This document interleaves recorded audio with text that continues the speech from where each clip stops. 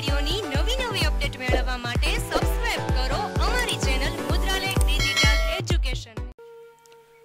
નમસ્કાર વિદ્યાર્થી મિત્રો, મુદ્રાલેખ ડિજિટલ એજ્યુકેશનમાં આપનું હાર્દિક સ્વાગત છે। ધોરણ 10 વિષય ગુજરાતી, પાઠ 16 ગતિભંગ, જે લઘુકથા છે જેના લેખક છે મોહનલાલ પટેલ। એનું જે શીર્ષક છે ગતિભંગ, એ શીર્ષક જ અંદર આવતું જે પાત્ર છે એ પાત્રની માનસિક ગતિની ઝાંખી આપણને કરાવે છે। મિત્રો, મોહન પટેલ નો જન્મ 30/4/1927 રોજ થયો હતો। તેમનું આખું નામ છે મોહનલાલ બાભઈદાસ પટેલ। વતન ઉત્તર ગુજરાતનું પાટણ છે। વર્ષો સુધી શિક્ષણ કાર્ય કર્યા બાદ હાલ નિવૃત્ત જીવન ગાળે છે।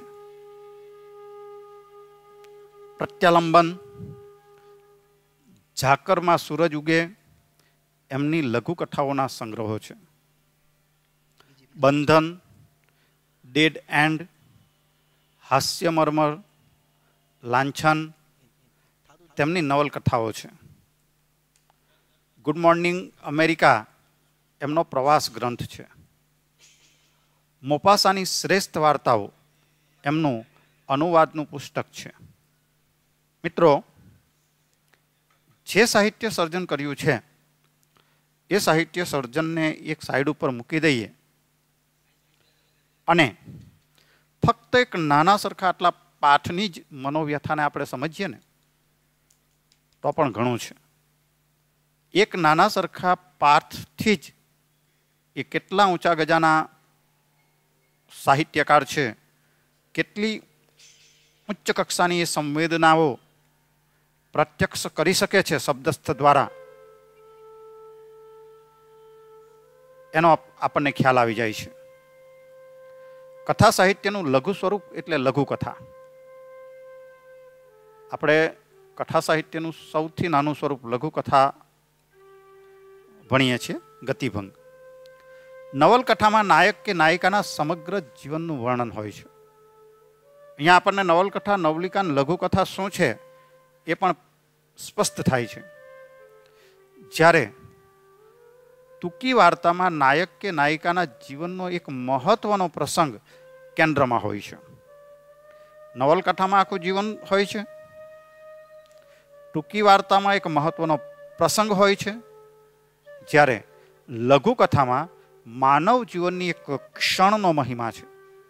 લઘુકથા છે એક ક્ષણ ઉપર આખી લઘુકથા રચાયેલી હોય છે।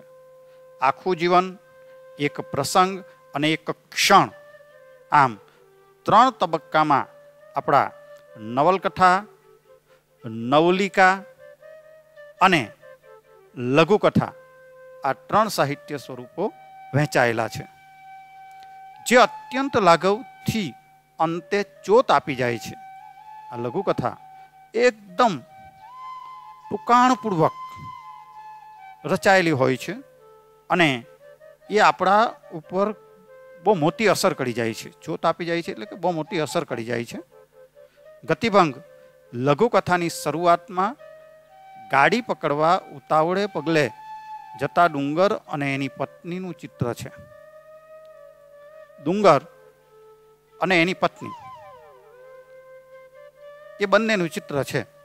ગાડી પકડવા માટે જાય છે। પત્ની વારે વારે પાછળ ફરીને કશુંક શોધી રહી છે। વાર્તાને અંતે કરુણતાસભર ચોત છે। પત્ની વારે વારે જે ડુંગર અને એની પત્ની રેલવે સ્ટેશન ઉપર જવાના છે, રસ્તે ચાલે છે, પણ પત્ની પાછળ પડી જાય છે, કશુંક શોધે છે, અને જે શોધે છે એ જ આ વાર્તાના અંતમાં કરુણતાસભર આપણને ચોથ આપી જાય છે. માતાને ચાલતા ચાલતા પોતાની પાછળ મૃત્યુ પામેલી દીકરીના પગલાની છાપ દેખાય છે. માતાને ચાલતા ચાલતા પોતાની પાછળ મૃત્યુ પામેલી દીકરીના પગલાની છાપ દેખાય છે. મૃત્યુ પામેલી જે દીકરી છે એના પગલાની છાપ દેખાય છે. અહીં માત્ર ચાલવાની ગતિનો જ નહીં, અહીં માત્ર ચાલવાની ગતિનો જ ભંગ નથી, પણ પાત્રોના વિચારોની ગતિનો પણ ભંગ છે. પણ પાત્રોના જે વિચારો છે એ વિચારોની જે ગતિ છે એ વિચારોની ગતિનો પણ ભંગ થયો છે. એ લેખકે અહીંયા અંતમાં બહુ જોરદાર રીતે, બહુ સચોટ રીતે આપણી પ્રત્યક્ષ મૂક્યું છે. મિત્રો, આ જ લેખકની બીજી લઘુકથા જે વર્ષો પહેલા તમારા જ અભ્યાસક્રમ એટલે કે 10માના અભ્યાસક્રમમાં આવતી હતી. એક નાની બાબત એની તમને જણાવી દઉં કે બંને પતિ પત્ની અને એક દીકરી હતી. દીકરીને સાસરે વરાવી દીધી છે. બંને પતિ પત્નીને પોતાના જીવનના આર્થિક ઉપાર્જન માટે ફક્ત એમણે એક ભેંસ પાડી છે, પણ એ ભેંસ પણ એ લોકો વેચી દે છે. ભેંસ વેચી દેવાને કારણે જે માણસ ભેંસ લઈ જાય છે એની સાથે ભેંસ જતી નથી. તો જે લઘુકથાનો જે નાયક છે એ નાયક એ ભેંસને લઈને જેને વેચી છે ત્યાં સુધી એ લઈ જાય છે, પણ જે ભેંસની એમણે કિંમત લીધી હતી એ પોતાના ઘરમાં એમણે સાચવીને મૂકી દીધી છે. બીજે દિવસે સવારે જ્યારે તેઓ ઉઠે છે ત્યારે પેલી ભેંસ ખીલો તોડીને, એટલે કે જમીનની અંદર જે લાકડાનું જે લાકડું દાટેલું હોય એને ઉથાપીને એ ખીલા સહિત પેલા દંપતીને ત્યાં પાછું આવી જાય છે. પોતાના અસલી માલિકને ત્યાં એ આવી જાય છે. અસલી માલિકને ત્યાં આવી જાય છે ત્યારે બંને પતિ પત્ની એવો વિચાર કરે છે,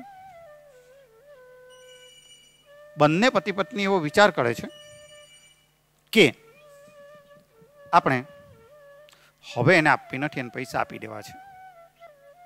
મિત્રો, વાર્તા અહીંયા અટકતી નથી. વાર્તા અહીંયા અટકતી નથી. વાર્તા અહીંયાથી આગળ ચાલે છે અને ચોતદાર જે એનો અંત લાવે છે લેખક, પેલો માણસ એની ભેંસને શોધતો શોધતો પાછો જેના મૂળ માલિકને ત્યાં આવે છે ત્યારે એ જે પેલી પત્ની છે એનું નામ છે કુંવર, એ જે ડબ્બામાં મૂકેલા જે પૈસા છે ભેંસના એને આપી દે છે અને છૂટી કરે છે અને એ ખૂબ રડે છે. મિત્રો, ખૂબ રડવા પાછળનું મુખ્ય કારણ એ છે કે પોતાની દીકરીને સાસરે વરાવેલી, સાસરામાં એને સુખ નહોતું, એને દુઃખ હતું અને એ દુઃખ હોવાને કારણે એ દીકરી એકવાર પોતાના માતા પિતાના ઘરે આવી ગયેલી, એને સમજાવી પતાવીને ફરી પાછી સાસરે વરાવેલી, તો પણ એને સાસરામાં જે દુઃખ હતું એ દુઃખ જ હતું. ફરી પાછી ઘરે આવી, ફરી પાછી પણ એને સમજાવી પતાવીને એને મોકલી આપી અને ત્યાં એને આપઘાત કરેલો. એ વસ્તુ અત્યારે આ જે કુંવર છે, જે સ્ત્રી પાત્ર છે, એ ભેંસને પસવારતા પસવારતા એ રડે છે અને એ રડે છે અને એ મનમાં એવું વિચારે છે કે જો ત્યારે દીકરીને જ આ ભેંસની જેમ પાછી ઘરે રાખી દીધી હોત તો આજે પોતે એકલા હોત નહીં. એ ભૂલ તેઓ હવે કરવા નથી માંગતા, પરંતુ ઘણું મોડું થઈ ગયું છે. આવો જ ચોતદાર અંત આપણને આ પાઠની અંદર પણ લેખક આપે છે અને બહુ મોટી સમજ આપણને આપી જાય છે. રાજપુર સ્ટેશને ગાડી પકડવા ડુંગર અને એની વહુ ઊભા માર્ગે ઝડપભેર જઈ રહ્યા હતા. પત્નીનો પાછળ આવવાનો અણસાર મોડો પડી જતા ડુંગરે પાછળ જોયું. પત્ની રસ્તા ઉપર નજર ફેરવતી ધીમી પડી રહી હતી. શું ખોરે છે? રાજપુર સ્ટેશને તેઓ ગાડી પકડવા માટે જાય છે. ડુંગર અને એની પત્ની તેઓ ઝડપભેર જઈ રહ્યા છે, પણ પત્ની પાછળ પડી જાય છે. અને પાછળ પડી જાય છે અને પછી ડુંગર જે ઝડપભેર ચાલે છે ત્યાં પાછળ કોઈ આવતું નથી. એની પત્ની ચાલતી જે આવતી હતી એનો જે અણસાર, જે અવાજ, એવું લાગતું નથી કે પાછળ હવે કોઈ આવી રહ્યું છે. અને એટલે ડુંગરે પાછળ જોયું. પાછળ જોયું ત્યારે એની પત્ની રસ્તા ઉપર નજર ફેરવતી ધીમી પડી રહી હતી. એની પત્ની છે એ રસ્તા ઉપર નજર ફેરવતી હતી અને ધીમી પડી ગઈ હતી. અને ધીમી પડી ગઈ હતી એટલે સ્વાભાવિક છે પેલા ડુંગરે પૂછ્યું કે શું ખોરે છે, શું શોધે છે? પત્નીએ કહ્યું, કાંઈ નહીં. પત્નીએ જવાબ આપ્યો ને ઝડપથી પગ ઉપાડવા પ્રયત્ન કર્યો. થોડા ડગલા ચાલ્યા પછી વળી એનો વેગ મંદ પડી ગયો. કાંઈ નહીં, પત્નીએ જવાબ આપ્યો અને ઝડપથી પગ ઉપાડવાનો પ્રયત્ન કર્યો. થોડાક ડગલા ચાલ્યા પછી ફરી પાછો વેગ એનો મંદ પડી ગયો, એટલે ધીમો પડી ગયો. આમ ગાંડાની માફક અડવડિયા શું ખાય છે? ડુંગર ગુસ્સે થયો. દિવસ આઠમવા આવ્યો, આમ કર્યા કરીશ તો રસ્તામાં જ અંધારું થઈ જશે, કાં તો આમ ગાંડો માણસ જેમ સીધો નથી ચાલતો, ગમે તેમ એના પગ પડે છે, એમ આ ડુંગરની પત્ની એ અડવડિયા ખાટી ચાલે છે. એટલે ડુંગર ગુસ્સે થઈ ગયો અને કહ્યું કે દિવસ આઠમવા આવ્યો છે, સાંજ પડવાની છે, અને આમ તું કર્યા કરીશ તો રસ્તામાં જ અંધારું થઈ જશે. અને રસ્તામાં અંધારું થઈ જશે તો આગળનો અણસાર આપતા એ કહે છે કે નહીં ઘરના નહીં ઘાટના એમ થઈને રહીશું. પત્ની થોડા ડગલા આગળ ચાલી ખરી, પણ પાછી તો એ બેસી પડી. પત્ની થોડા ડગલા આગળ ચાલી, ડુંગર ગુસ્સે થયો એટલે, પણ પછી કંઈ ચાલ્યું નહીં. પછી તો એ બેસી જ પડી. પાછો ફરીને ડુંગર પાસે આવ્યો. તે આજ ધાર્યું છે શું? ગાડી ચૂકી જઈશું તો નહીં ઘરના કે નહીં ઘાતના એવી દશા થશે. રાત કાઢીશું ક્યાં? પત્ની કશું જ બોલી નહીં. ભાવાર્દ્ર બનીને એ તો નજરની પીછીને ધૂર ઉપર પસવારી રહી હતી. જોયું? એ બોલી. પાછો ફરીને ડુંગર પાસે આવ્યો. પેલી સાવ બેસી ગઈ હતી એની પત્ની, એટલે ડુંગર પાછો ફરીને એની નજીક આવી ગયો અને રીતસરે ખીજાવા જ લાગ્યો કે આજે તે ધાર્યું છે શું? તે શું નક્કી કર્યું છે આજે? જો ગાડી ચૂકી જઈશું તો નહીં ઘરના કે નહીં ઘાતના રહીશું. કારણ કે જો ગાડી ચૂકી જવાય તો ફરી પાછું ચાલીને ઘરે તો આવી શકવાનું નથી, રાત કાઢવી પડે. એટલે એ પ્રશ્ન કરે છે કે આપણે રાત કાઢીશું ક્યાં? પણ પત્ની કશું જ બોલતી નથી. એ કાંઈ બોલી જ નહીં. એકદમ ભાવાર્દ્ર બની ગઈ, એકદમ ભાવુક બની ગઈ અને એની નજરની પીછીને ધૂર ઉપર પછવારી રહી.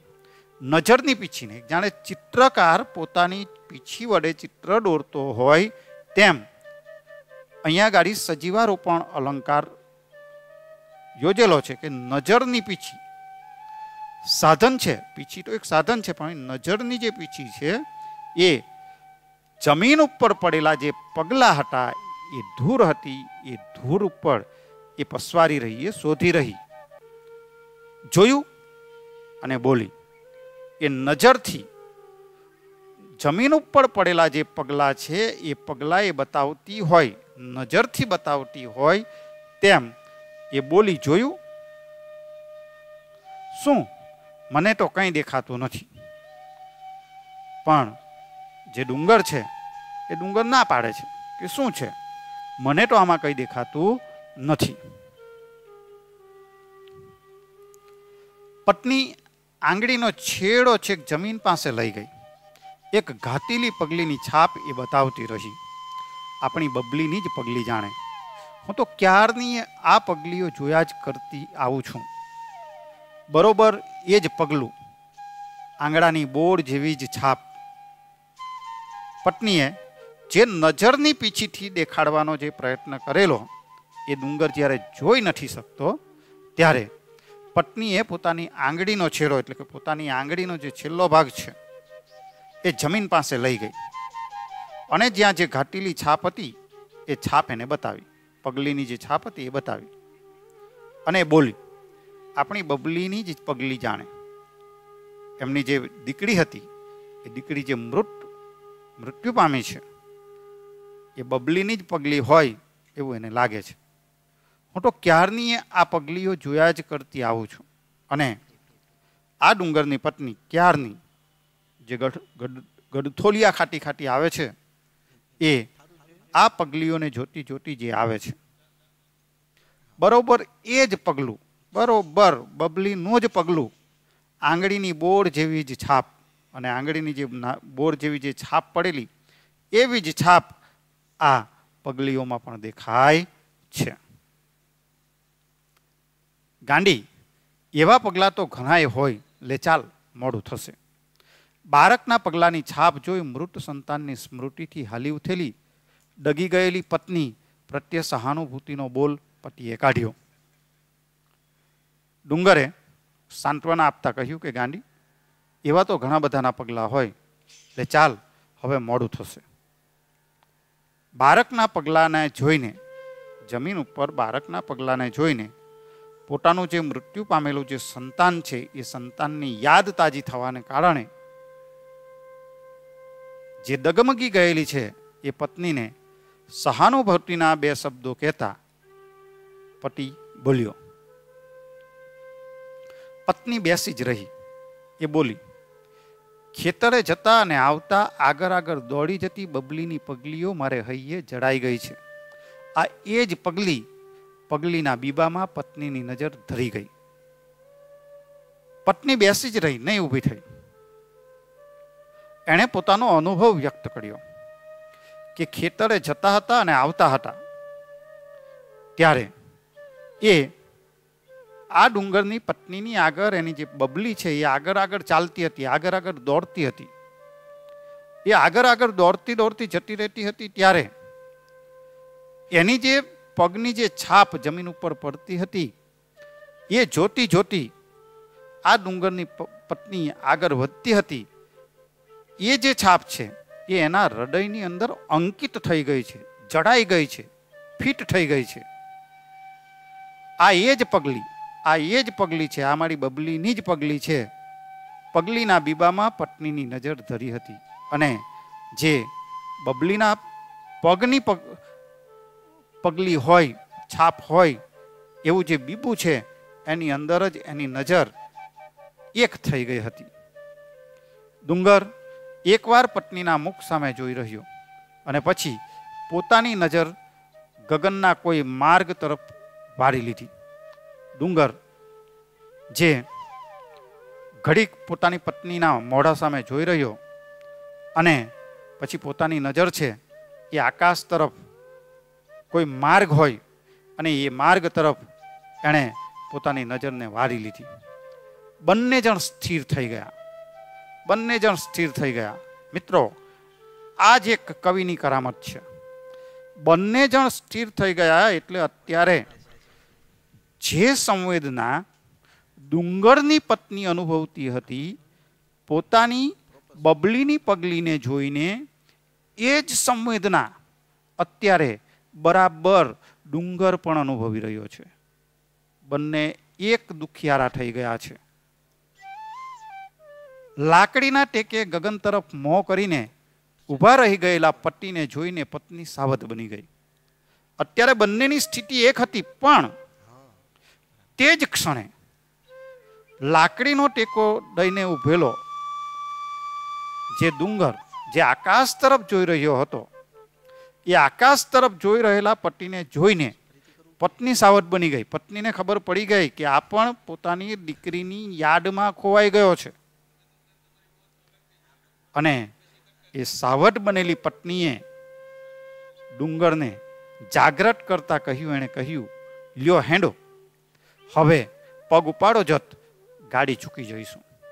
અને લે ચાલો હવે પગ ઝડપથી ઉપાડો, નહીં તો ગાડી ચૂકી જઈશું. મિત્રો, આ એક જ લીટીમાં જો બંને એક જ ભાવના તરફ આગળ વધી જતે અને આ બંનેમાંથી કોઈ સાવધ ન થતે, સ્થિર જ રહેતે, તો એ લોકો જે જ્યાં જવાના છે ત્યાં સુધી પહોંચી શકતે નહીં.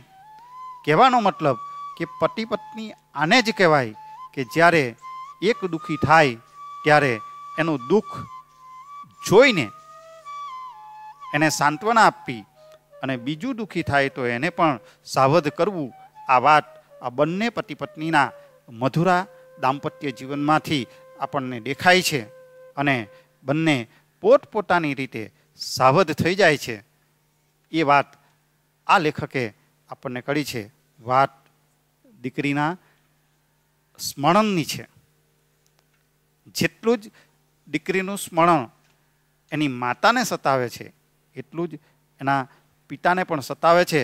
પણ જ્યારે એ બંને એક થઈ જાય છે ત્યારે પત્ની પોતે સાવધ બનીને એ વાતને આગળ જતી અટકાવે છે અને બંને જણે વળી બમણા વેગથી ચાલવા માંડ્યું. અને બંને જણે જે સ્મૃતિમાં આવેલું હતું એ જાણે વિસરી જઈને, ભૂલી જઈને, જાણે બમણા વેગથી, બમણા જોરથી, ડબલ ઝડપથી તેઓ આગળ રાજપુર રેલવે સ્ટેશન ઉપર ગાડી પકડવા માટે તેઓ ચાલવા લાગ્યા. આ જે વાર્તા છે, જે લઘુકથા છે, એ વિકલ્પ નામનું જે પુસ્તક છે, જે સંગ્રહ છે, તેમાંથી આપણા લેખકે લીધું છે. મિત્રો, તમે જેના માધ્યમથી એજ્યુકેશન મેળવી રહ્યા છો એવી અમારી ચેનલ મુદ્રાલેખ ડિજિટલ એજ્યુકેશનને સબસ્ક્રાઇબ કરો, લાઇક કરો અને વધુને વધુ શેર કરો. આ ઉપરાંત અમારા ડિજિટલ એજ્યુકેશનના માધ્યમોનો પરિચય કરાવું તો પ્લે સ્ટોરમાં 11/12 કોમર્સ ગુરુ નામે એપ્લિકેશન છે. આ ઉપરાંત FB અને ઇન્સ્ટામાં પણ મુદ્રાલેખ ડિજિટલ એજ્યુકેશન નામે પેજ ચાલે છે. Thank you, come again, best of luck.